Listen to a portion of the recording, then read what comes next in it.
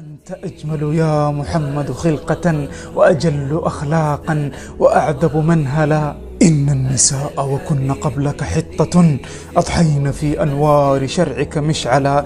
أنت الذي جعل النساء شقائق وأزال صنع الوائدات من الفلا، وجعلت تحرير العبيد عبادة زلفا تنال بها الجنان وتجتلى. هذا كتابك في البرية مشرقا يحيي جهولا أو يقوم أحولا. هم بحثوا عن زلتي فاجتنبتها، وهم نافسوني فاكتسبت المعالية. إذا لازم تعرف لكل حاجة إيه. طيب في ناس كده الواحد لما يلقاك تتكلم عن البرهان يقعد بيسألك احترم القائد. أولا أنا ما إعلام بتاع جيش، أي ولذلك تقول الشيء ده يا أخي يلفت النظر. الشيء ده يعمل إيه؟ معنى يلفت النظر يعني إيه؟ لذلك التفت إلى قول الله: إذا نودي للصلاة من يوم الجمعة فاسعوا إلى ذكر الله وذروا البيع. والشاعر اللي هو لسان القبيلة زي ما يقولون، والشعر ديوان العرب. مش ده إذا كان تذر البيع، ده البيع ده هي الصفقة سريعة الربح. برهان خليه في الكلام، بس شفت الشغل بتاع الجودة ده المطلوب منه برضه. إزاي إيه؟ قال: ومن آياته منامكم بالليل والنهار. احنا الآن يا جماعة شايفين بوادر النصر على الأفق، بوادر النصر جاية على الأفق بشكل كامل. يبقى لازم فيه ناس هيبقى ليلهم نهار ونهارهم ليل، إنما دي الإيه؟ القلة. في واحد عبر لي تلفون قال لي: يا أخي يا كسلة، طبعا رقمي الصفحة الكبيرة بتفتح، قال لي: أنت ما حسيت كده إنه حتى المشاهدات حقك قلة؟ أجر كبير ولا أجر أكبر؟ كان المقصود يقول أجر أكبر. الملحمة البطولية جاية، أنت الآن السيارة واضح قدامك الآن من قبل ما نقرأه لك. يقول لك لا، ده ساعة ما يجي أفعل التفضيل ما يديش بلاغة زي اللي من غير أفعل التفضيل. نحن وقفنا مع القوات المسلحة دي، القوات المسلحة دي هي الحامية البلد، وهي اللي فيها أخوي وأخوك وخالي وخالك وجدي وجدك وعمي وعمك، وفيها كل القبائل السودانية. عشان كده نحن وقفنا معاه، يعني ما وقفنا معاه كده بس بالمزاج. فمحونا آية الليل وجعلنا آية النهار مبصرة. مبصرة بتنتهي إلى مضيئة، ومعنى مضيئة يعني نرى بها الأشياء. ما مهم مسألة يا إخوانا، الناس اللي بتستعجلوا. ويدعو الإنسان بالشر. قال: خدوا بالكم بقى، الواحد منكم له في الدعاء مراحل. مرة يدعي لكن يدعي بشر وهو عارف إنه شر، فبيدعي ربنا.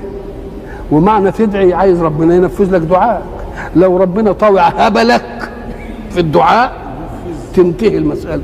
فسألتنا لكم دي يا اخواننا والله رسالة وقائية بس عشان تقي نفسك من الجن ديل. واللسين هو المتحدث، لجنة الدعاية هو اللي يقلط، هو اللي يهرج، هو اللي ياخذ ويعطي، يرسلها الشيخ يجيبها الشيخ. هذا المتلسين دي يعملها ازاي؟ لازم ينزل منهج ايه؟ انزل الكتاب بالحق والايه؟ والميزان. يعني ده عجب. فقلنا اقوم من ناحيه العقيده وقلنا اقوم ايضا من ناحيه صفات الحق سبحانه وتعالى، وقلنا اقوم من ناحيه الامور اللي احنا نستنبطها في الايه؟ في الكون. فطلب منا اننا نعمل عقولنا ونتدبر ونشوف الظواهر ونستنتج منها ونعمل كل حاجه عشان نستفيد.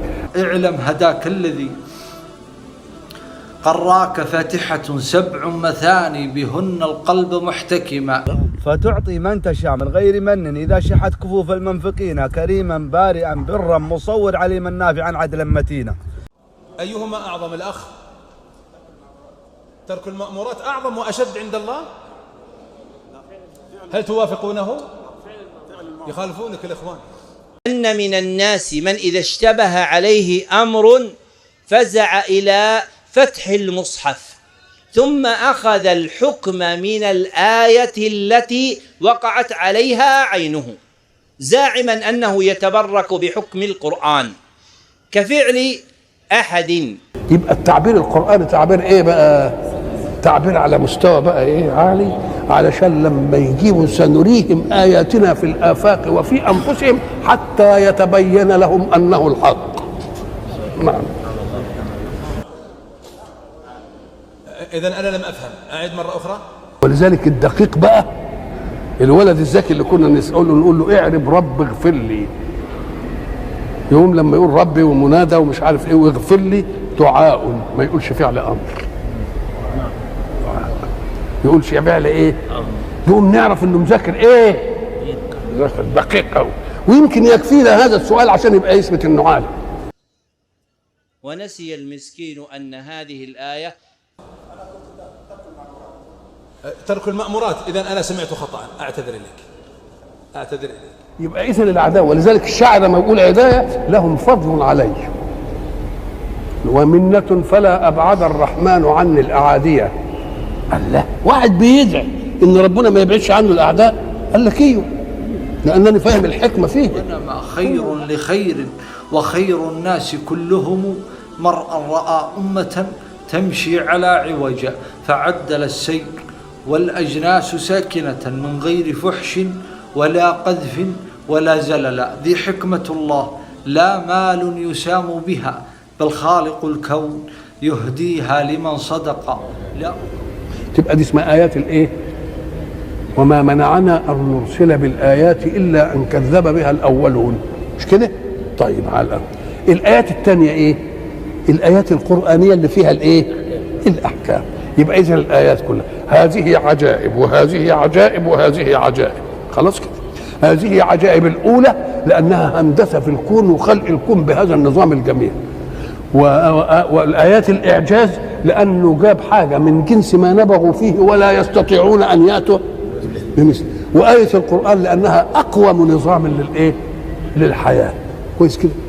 يا مرسلا ذاك النبي محمد صلى عليك الله يا خير الورى يا من علا فوق السماك الأوحد.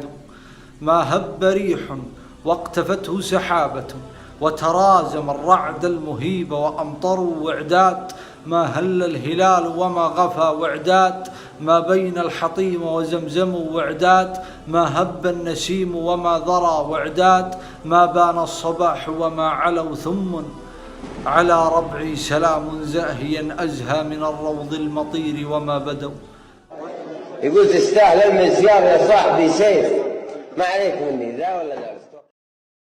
طب ليش معنى بيع ولا قالش اشتري ودعوا الشراء؟ قال لك لا، ده ربنا اللي بيتكلم، لأن البائع يحب يبيع دايما، إنما اللي بيشتري قد يشتري وهو كاره، يقول الحمد لله اللي ما يشتري. والله رحت لقيت المحل قافل ما لقيتش، الله